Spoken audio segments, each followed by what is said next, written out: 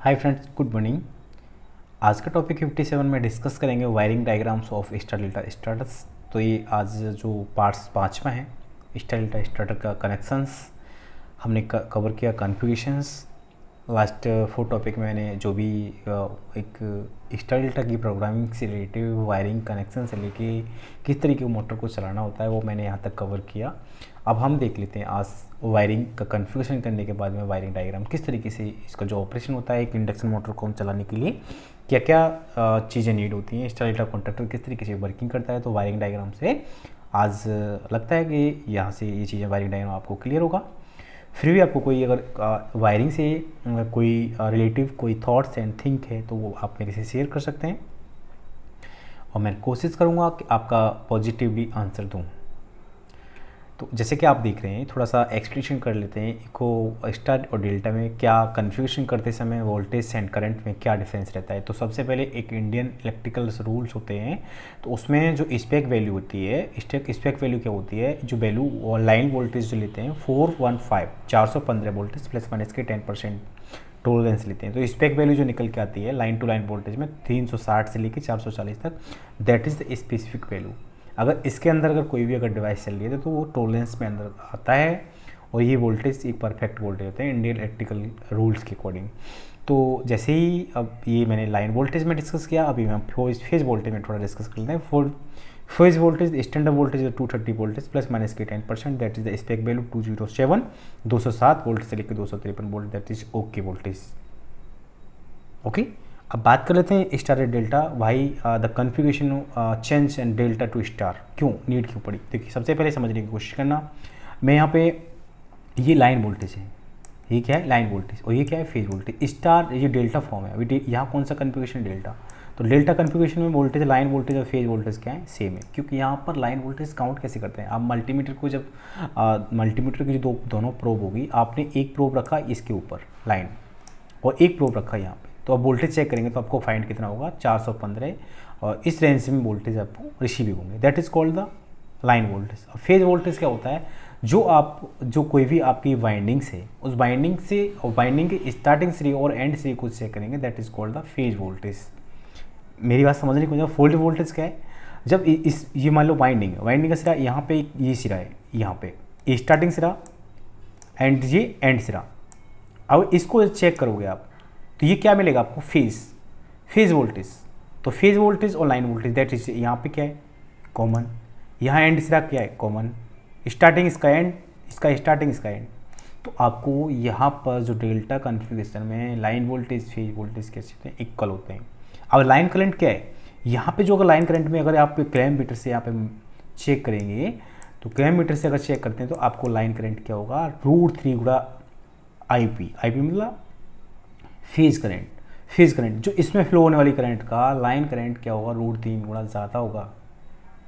अच्छा, अब बात कर लेते हैं थोड़ा स्टार में। स्टार कॉन्फ़िगरेशन में क्या चेंज होता है, जैसे ही आप लाइन करंट को चेक करेंगे, लाइन करंट क्या है ये फेज दैट इज एक lines and second line and ये एक लाइन, यहाँ ये 3 लाइन आ गई R Y एंड V, ये Y हो गया V अप, ठीक है। तो आप जब मल्टीमीटर को इस प्रोब के बीच में चेक करेंगे, इस प्रोब के बीच में और इस प्रोब के बीच में रखेंगे, तो आपको कितना वोल्टेज मिलेगा यहाँ पे line voltage and phase voltage क्या होता है √3 गुणा डाउन हो जाता है, फेज वोल्टेज की √3 गुणा ज़्यादा होता है लाइन वोल्टेज। अब फेज वोल्टेज कैसे मेजर करेंगे, अब फेज वोल्टेज यहाँ से मेजर करेंगे, क्योंकि तीनों जो पॉइंट होते हैं वो कॉमन कर देते हैं, चाहे एंड सिरे को कॉमन कर लीजिए या स्टार्ट सिरे को कॉमन कर लीजिए, that is called the neutrals. अब आप फेज वोल्टेज कहाँ चेक करेंगे, यहाँ पर एक स्टार्टिंग पॉइंट लेंगे और उसका एंड पॉइंट लेंगे, तो and point that is common, तो आपको वोल्टेज कैसे मिलेंगे फेज वोल्टेज कम हो जाएंगे, कैसे एज कंपेरिजन लाइन वोल्टेज की। फेज वोल्टेज कम हुआ और लाइन वोल्टेज कितना 415 है, क्योंकि वो R और B में कितना 415, तो वोल्टेज कितने मिलेंगे फेज टू फेज वोल्टेज √3 गुणा कम हो जाएगा फेज वोल्टेज। 415 के वोल्टेज अगर चेंज करेंगे तो 230 वोल्टेज समथिंग मिलेगा, तो फेज वोल्टेज आपका कम हुआ। अब आप यहाँ देखना, यहाँ IP और IL क्या है line current eight phase current. तो यहाँ पर इस जो फेज में करंट फ्लो होने वाली करंट, इस फेज में जो करंट फ्लो होगी ना वो क्या होगी, इक्वल होगी किसकी, लाइन करंट की। अब आपने लाइन करंट क्या करते, रिड्यूस कर दी, क्योंकि आपने वोल्टेज डाउन किए, अपने वोल्टेज डाउन कर दी, इस फेज के डाउन कर दिए वोल्टेज, क्योंकि फेज के वोल्टेज डाउन करने से फेज करंट क्या होगा, डाउन हो जाएगा। जब आपने फेज वोल्टेज आपने क्या किया, डाउन किया, इसमें किसमें, स्टार कॉन्फ़िगरेशन में, तो आईपी क्या होगा, आईपी डाउन हो जाएगा, आईपी क्या होगा, डाउन हो जाएगा। तो प्रिवेंशन कहाँ किया आपने, लाइन वोल्टेज को कम करके फेज वोल्टेज में चेंज करते हैं, और फेज वोल्टेज कम होने से फेज करंट कम होगी, और phase current IP and IL क्या होती है, सेम होती है। तो स्टार कॉन्फ़िगरेशन में करंट क्या होगी, डाउन हो जाएगी। Simple formula. अगर फिर भी आपके माइंड में कोई क्वेश्चन स्किप है, आपके माइंड में कोई क्वेश्चन है, तो आप मेरे से पूछें, मैं आपको सपोर्ट करूंगा। अब करते हैं कॉन्फ़िगरेशन, किस तरीके से हम स्टार को चलाएंगे, किस तरीके से डेल्टा को चलाएंगे, तो वो भी चीज़ सीख लेते हैं यहाँ पे। तो जैसे कि आपने देखा कि यहाँ पे 3 लाइन्स हैं, L1, L2 एंड L3। अब यहाँ पे कॉन्टैक्टर कितने हैं, 3 कॉन्टैक्टर, एक मेन कॉन्टैक्टर है, एक स्टार कॉन्टैक्टर। अब ये मेन कॉन्टैक्टर, सॉरी यहाँ पे ये मेन कॉन्टैक्टर, और ये कौन सा कॉन्टैक्टर, स्टार। अभी डेल्टा भी कॉन्टैक्टर, मैंने तीनों कॉन्फ़िगरेशन एक साथ लिया है। तो अभी स्टार्टिंग फॉर्म में क्या होगा, अपने मोटर पे पहले ही देख रखा है, मोटर के टर्मिनल बॉक्स पे क्या है, 6 कनेक्शन है। अब आपके स्टार कॉन्फ़िगरेशन में क्या करेंगे, पहले आप मेन कॉन्टैक्टर कनेक्ट किया, मेन कॉन्टैक्टर जैसे ही कनेक्ट होगा, ये अब जो नेक्स्ट सिग्नल होगा वो पीएलसी के थ्रू आएगा। तो पीएलसी से हम किस तरीके से कन्वर्ट करते हैं, किस तरीके से ऑपरेशन करते हैं, प्रोग्राम किस तरीके से बनाते हैं, वो मैं आगे बनाने की कोशिश करूँगा। मैं यहाँ पे वायरिंग डायग्राम समझाने की कोशिश कर रहा हूँ, तो वो आप सीखिए। तो देखिए, आपने सबसे पहले आप कनेक्शन किया लाइन 2 एंड लाइन 3, ठीक है। तो आपने स्टार्टिंग पॉइंट पे दिया, that is called the primary of phase current winding, ठीक है, U1, V1 एंड W1। तो यहाँ पे आपने कनेक्ट किया। अभी आपने जैसे ही और सेकेंडरी में क्या किया, स्टार में कनेक्शन किया और तीनों को जॉइंट कर रखा है। ये कॉन्टैक्टर है, वो जॉइंट करेगा, तीनों को क्लोज करेगा। क्लोज कैसे करेगा, ये कॉन्टैक्टर है, अभी यहाँ पर ये क्लोज है, सीधा है, कनेक्टेड है, तो तीनों को जॉइंट करेगा, और जॉइंट करने के बाद में क्या करेगा, ये एक साथ ही कॉन्टैक्टर दोनों ऑन होंगे, main contactor and star contactor. तो पावर कैसे करेगी, वो कॉन्फ़िगरेशन कैसा होगा मोटर का, star configuration, that is called the star configuration.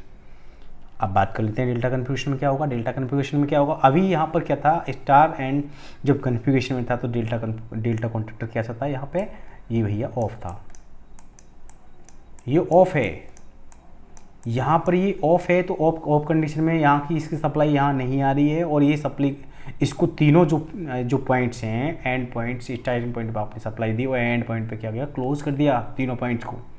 Configuration star में मोटर घूमेगी, और जो इसकी फेज करंट है लाइन करंट की इक्वल होगी, तो लाइन करंट क्या होगी, रिड्यूस हो जाएगी।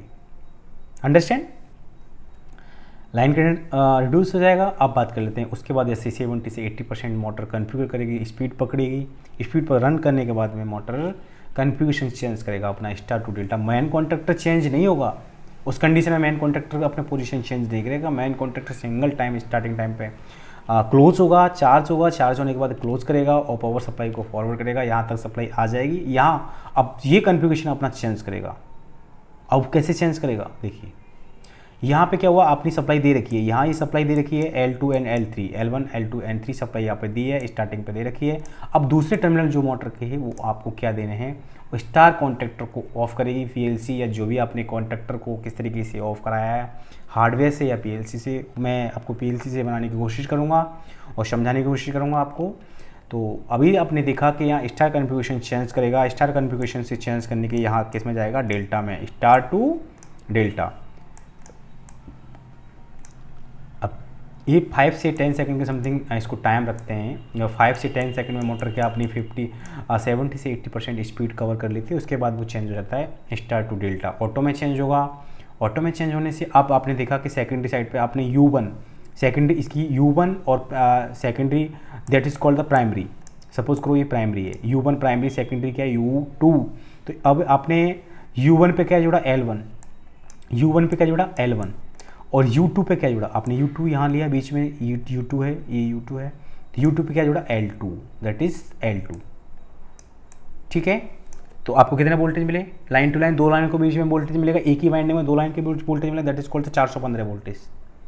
तो प्रॉपर वोल्टेज मिलने लगे। अभी दूसरी वाइंडिंग आपने जोड़ी L2 V1 पे आपने जोड़ा L2, यहाँ पे जोड़ा आपने L2 V1 पे, और V1 V2 सिरा क्या है यहाँ पे, ये किसी जोड़ा आपने L3, दैट इज़ L3, और ये L2।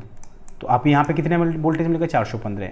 अब तीसरी वाइंडिंग बची, तीसरी वाइंडिंग में क्या जुड़ा, L3 के साथ में क्या था, W1, W2 कहाँ जुड़ा आपने, W1 को जुड़ा आपने सीधा L1। तो यहाँ कितने वोल्टेज मिला, 415। तो अब आपका प्रॉपर वोल्टेज मिला, तो करंट भी कितनी लेगी, लाइन करंट क्या होगी, बढ़ जाएगी। वोल्टेज बढ़ा, line voltage and field voltage इस डेल्टा फॉर्म में क्या होता है, सेम होता है, तो लाइन करंट क्या होगा, बढ़ जाएगी और मोटर अपनी 100% स्पीड पे रन करेगी। तो ये कॉन्फ़िगरेशन स्टार टू डेल्टा का कनेक्शंस है। और आगे बात करते हैं किस तरीके से कंट्रोलिंग करनी है। फिर भी अगर आपके माइंड में कोई क्वेश्चन है, you have any question your minds, you can ask to me directly, I will definitely support. Thank you for watching this video.